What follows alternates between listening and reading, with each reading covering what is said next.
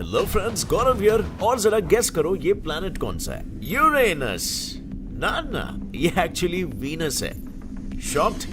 ऐसा इसीलिए क्योंकि नासा ने हमें वीनस ऐसे बताया है। But you know the truth is कि सिर्फ यही नहीं बल्कि बाकी सारे प्लैनेट्स भी जो नासा हमें बताता है वो असल में उस पिक्चर से काफी अलग दिखते हैं। और फिर सवाल ये आता है कि प्लैनेट्स वाकई में दिखते कैसे हैं और नासा क्यों हमें ऐसी गलत तस्वीरें दिखा रहा है। और यहाँ पर तो हम सिर्फ प्लैनेट्स की बात भी नहीं कर रहे हैं, क्योंकि दूसरे स्पेस फिनोमिनन्स का क्या, जैसे कि सुपर क्लस्टर, जिसे हम बचपन से ऐसे देखते आए। डिड यू नो कि वो एक्चुअली में एग्जिस्ट ही नहीं करता है? And not just super clusters, ऐसे भी और स्ट्रक्चर्स है जिनकी थियरी हमें बताई गई, लेकिन रियल लाइफ में उसका नाम और निशान नहीं है।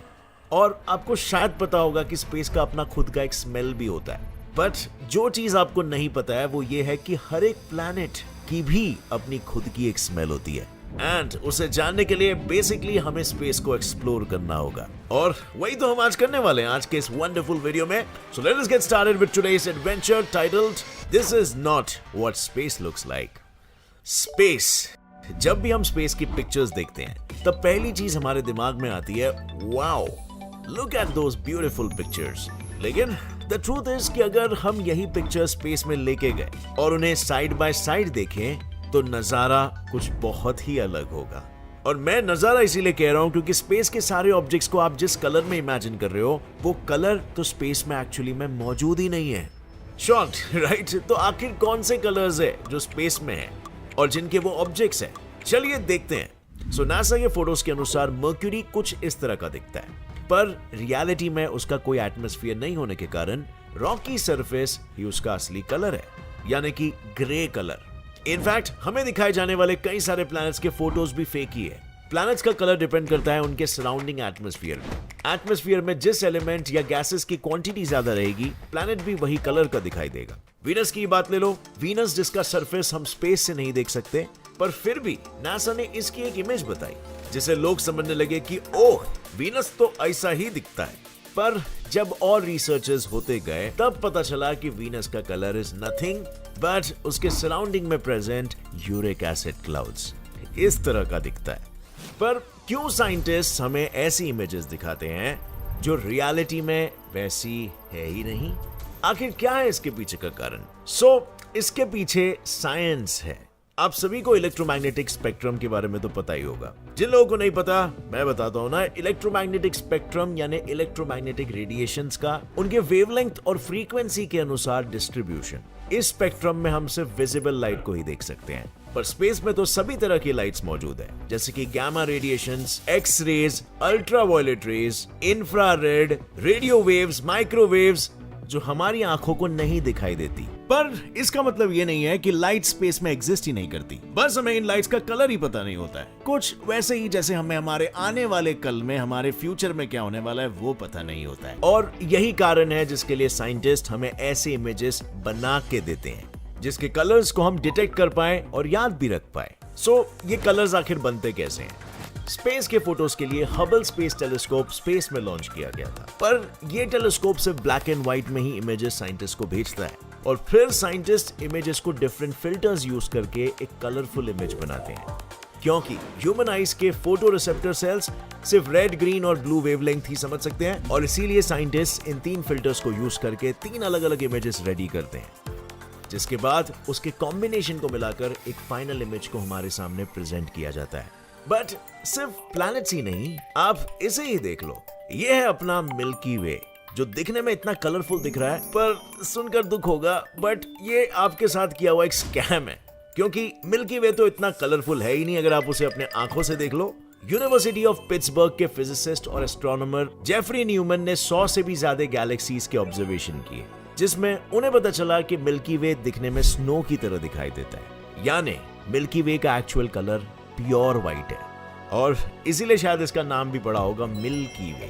इतना ही नहीं बल्कि हम देखते आए हैं ब्राइट एंड कलरफुल नेब्यूले, जो डस्ट और गैसेस के बड़े बड़े क्लाउड्स होते हैं, वो भी एक्चुअल में इतने ब्राइट नहीं होते हैं। फोटोज में वो आपको एक रेनबो के कलर्स की तरह दिखाई देंगे, और बहुत से लोग जैसे कि मैं इनके वॉलपेपर्स भी रखते हैं क्योंकि एक ड्रीमी सा लुक आता है। बट अगर आप उसे टेलीस्कोप से देखोगे ना, तब वो आपको चमकीले और अलग अलग कलर में दिखाई देंगे। एंड जैसे ही आप उनके पास जाने लगोगे तब आपको समझ आएगा कि नेब्यूले मोस्टली रेड कलर के होते हैं और ये कलर भी उनमें मौजूद स्टार्स की वजह से ही उन्हें मिलता है। यानी जो कलर स्टार एमिट करेगा वही कलर नेब्यूला का भी होगा। इसके अलावा वो जितने क्रीमी और कंडेंस्ड हमें दिखते हैं उतने होते नहीं है। सो चलो ये तो हो गई ऐसे इमेजेस की बात जिसके एटलीस्ट कलर्स तो हमें दिखाई देते हैं, लेकिन साइंटिस्टों ने ऐसी कई चीजें बताई है जिसकी थियरी तो हमें पता है, बट वो चीजें एग्जिस्ट करती है या नहीं इसकी कोई खबर नहीं है। जिसका बेस्ट एग्जांपल है व्हाइट होल्स। 1970s में व्हाइट होल काफी चर्चे में आया था। लोगों ने ऐसा मान ही लिया था कि अगर ब्लैक होल्स होते हैं तो उसका मतलब व्हाइट होल्स भी होते हैं, पर इस थियरी को प्रूव करने के लिए उनके पास कोई इमेज ही नहीं था और इसीलिए लोगों ने मान लिया कि व्हाइट होल अनस्टेबल है और शायद ऐसे नॉर्मली एग्जिस्ट भी नहीं करते हो। और इसके बाद उसकी चर्चा कम होने लगी एंड सो फार कोई भी एस्ट्रोनॉमिकल सोर्स को व्हाइट होल कैप्चर करने में सफलता नहीं मिल पाई है। बट उसके बाद साल 2006 में हुआ गैमा रे बर्स्ट। ये घटना हमें वापस ले आई व्हाइट होल्स पर। Basically gamma ray burst universe के मोस्ट एनर्जेटिक एक्सप्लोजन्स में से एक है, जिसे 2006 में ऑब्जर्व किया था एलन रेटर और श्लोमो हेलर ने। उनके हिसाब से सब गैमा रे बर्स्ट सिर्फ ऐसी जगह पे होते हैं जहां स्टार फॉर्मेशन लो होता है, पर GRB 060614 के केस में ऐसा कुछ भी नहीं हुआ और इसीलिए उन्होंने इसके बाद सोचा कि ये बर्स्ट शायद एक व्हाइट होल हो सकता है जो काफी एनर्जी रेडिएट कर रहा है, पर वो व्हाइट होल है या नहीं उसका पता आज तक नहीं चल पाया है। सो बेसिकली अब तक ये बस एक थियरी है। आपको क्या लगता है भाई लोग, क्या व्हाइट होल्स सच ही में एग्जिस्ट करते हैं या फिर नहीं? क्या हम फ्यूचर में कभी उनके होने को कंफर्म कर पाएंगे? अब दूसरी चीज जो इमेजिनरी और थियोरेटिकली एग्जिस्ट करती है वो है स्टार कॉन्स्टेलेशन। अब आई नो ये थोड़ा बेसिक है, लेकिन हम इंडियंस के लिए जानना जरूरी है that constellations are not real. Constellations कोई रियल ऑब्जेक्ट नहीं है बल्कि इमेजिनरी बाउंड्रीज है जिन्हें फार्मर्स, पोएट्स और एस्ट्रोनॉमर्स ने 6000 साल या उससे भी पहले अपने फायदे के लिए बनाया। और तीसरी बात है सुपर क्लस्टर। सुपर क्लस्टर यानी कि ग्रुप ऑफ क्लस्टर्स, लानिकी या सुपर क्लस्टर जिसे हम अपना होम क्लस्टर मानते हैं, जो एक ब्यूटीफुल कलेक्शन ऑफ गैलेक्सीज है और जिसमें हम जानते हैं कि वो करीबन 1 लाख से भी ज्यादा गैलेक्सीज के साथ जुड़ा हुआ है। पर यहाँ पर एक छोटा सा प्रॉब्लम है, जिसे हम सुपर क्लस्टर अब तक मानते आए हैं दरअसल वो रियल ही नहीं है। Yes, they are not real. According to astrophysicist Ethan Siegel, the term supercluster is meaningless. उनके हिसाब से हम ऐसे यूनिवर्स में रहते हैं जो सिर्फ मैटर से बना हुआ है। हम एक ऐसे यूनिवर्स में रहते हैं जहां स्पेस की इंटरनल एनर्जीज और डार्क एनर्जीज भी इंक्लूडेड है और यही एनर्जी सुपर क्लस्टर के पूरे कॉन्सेप्ट को ही चेंज कर देती है। क्यों? क्योंकि जब यूनिवर्स फॉर्म हो रहा था तब स्ट्रक्चर्स धीरे धीरे ग्रो हो रहे थे, गैलेक्सीज मर्ज हो रहे थे और क्लस्टर एक दूसरे को अट्रैक्ट कर रहे थे। पर थोड़े टाइम बाद जब ये सारी चीजें एक्सेलरेट होना शुरू हो गई तब इंस्टेड ऑफ एक्सपेंशन चीजें एक दूसरे से दूर जाने लग गई। सो इसका मतलब ये हुआ कि स्पेस में सिर्फ ऐसी ही चीजें एक्सपैंड होगी जिसमें ग्रेविटेशनल फोर्स है और यही एक कारण है कि गैलेक्सीज और क्लस्टर्स तो दिखेंगे पर वो एक दूसरे से कनेक्टेड नहीं रहेंगे, यानी कि वो सुपर क्लस्टर नहीं बनेंगे। बिकॉज शॉर्ट डिस्टेंसेस में ग्रेविटी अपना काम कर रही है और एक गैलेक्सी और क्लस्टर को आपस में बनाए रख रही है, but then long range distances में डार्क एनर्जी ज्यादा तेजी से एक्सेलरेट कर रही है और नतीजन सिर्फ क्लस्टर्स का ही बनना पॉसिबल है and group and galaxies and smaller structures भी पॉसिबल है, but super cluster is not possible. ये सिर्फ इमेजिनेशन का ही खेल है। अब आते हैं हमारे नेक्स्ट फॉल्स पॉइंट पे, जो है स्मेल। क्या आपने कभी इमेजिन किया है कि जैसे अर्थ पे लोकेटेड हर एक चीज का एक स्मेल होता है, वैसे ही स्पेस में प्रेजेंट थोड़े बहुत स्ट्रक्चर्स का भी एक स्पेसिफिक स्मेल होता है? अगर हम स्पेस के बारे में सोचेंगे तो सबसे पहले हमारे दिमाग में आएगा सोलर सिस्टम या फिर मिल्की वे। पर क्योंकि यूनिवर्स में हाइड्रोजन और हीलियम सबसे ज्यादा मात्रा में है जिनका खुद का कोई स्मेल नहीं होता, तो अनफॉर्चुनेटली मिल्की वे का भी कोई स्मेल नहीं है। लेकिन सोलर सिस्टम में प्रेजेंट थोड़े प्लैनेट्स के अलग अलग स्मेल्स है।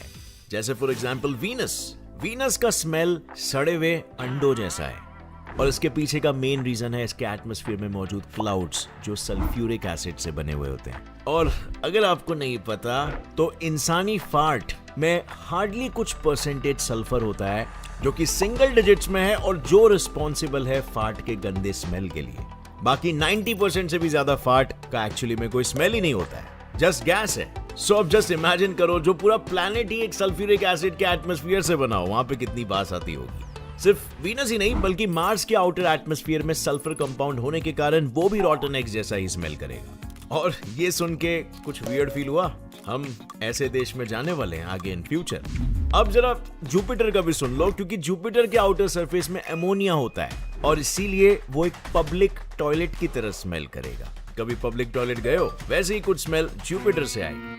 और बाकी यूरेनस और नेपट्यून का भी रॉटन एग्स जैसा ही स्मेल होगा। अब सोलर सिस्टम से नाक हटा के इंटरस्टेलर वाले पार्ट में नाक डालते हैं। इंटरस्टेलर स्पेस में भी अमोनिया और सल्फर की क्वांटिटी होने के कारण वो भी रॉटन एग्स की तरह ही स्मेल करेंगे, बस सिर्फ रेडिएशंस की बारबेक्यू वाली स्मेल इसमें ऐड हो जाएगी। बट इंटरस्टेलर के थोड़े बहुत पार्ट में इथाइल फॉर्मेट के कारण रम की स्मेल भी आती है। स्मेल के साथ ही एक और एक इंटरेस्टिंग फैक्टर है जो है प्लैनेट्स का साउंड। नासा ने ऐसे कई सारे प्लैनेट्स के साउंड्स को कैप्चर करके लोगों तक पहुंचाया है। लेकिन स्पेस तो एक वैक्यूम है, और अगर वैक्यूम है मतलब साउंड ट्रैवल नहीं होगा, क्योंकि एटमॉस्फेयर ही नहीं है, राइट? एयर ही नहीं है, तो हवा आपके कान तक कैसे ट्रैवल करेगी? तो साउंड आखिर इन लोग कैसे प्रोड्यूस करते हैं? वेल, जो आपने अभी सुना वो प्लैनेट का एक्चुअल साउंड नहीं है, बल्कि इलेक्ट्रोमैग्नेटिक वेव्स का ट्रांसलेशन है, जिससे साइंटिस्ट स्पेस प्रोब पे अटैच्ड एक टूल द्वारा रिकॉर्ड करते हैं। ये टूल 3 कॉइल से बने हुए होते हैं जो 3 डायमेंशन में ओरिएंटेड होते हैं, और यही 3 डायमेंशन से ये कॉइल्स प्लैनेट की मैग्नेटिक और इलेक्ट्रिक वेव्स फ्रीक्वेंसी को रजिस्टर करते हैं, और आगे जाके साइंटिस्ट यही फ्रीक्वेंसी को साउंड में कन्वर्ट करते हैं। That's it. सो एक्चुअली में साइंटिस्ट प्लैनेट्स की साउंड को नहीं कैप्चर करते हैं, क्योंकि वो पॉसिबल ही नहीं है। अब भाई लोग, इतने सारे स्पेस के मिसअंडरस्टैंडिंग्स दूर करने के बाद मुझे एक सवाल आ रहा है कि जब व्हाइट होल की सिर्फ थियरीज एग्जिस्ट करती है, तो क्या वर्म होल्स यूनिवर्स में एग्जिस्ट करते होंगे? ये भी एक थियरी है, लेकिन आइंस्टाइन का ही मानना था कि ये पॉसिबल हो सकता है। आपको क्या लगता है, क्या व्हाइट होल्स और वर्म होल्स हमें इन फ्यूचर मिल पाएंगे? और उससे भी मजे की बात, अगर वर्म होल से हम ट्रैवल कर पाए तो क्या हम टाइम ट्रैवल कर पाएंगे? लिखिए अपनी राय नीचे कमेंट सेक्शन में। और अगर इस वीडियो से आपको कुछ भी नया सीखने मिला तो एक लाइक जरूर ठोकना। Get Set Fly Science channel को अभी सब्सक्राइब कर लो और बेल नोटिफिकेशन दबाओ, ताकि आगे आने वाली हमारी कोई भी वीडियो की अपडेट आप मिस ना कर सको। With that said friends, as always, stay curious, keep learning and keep growing. Jai Hind.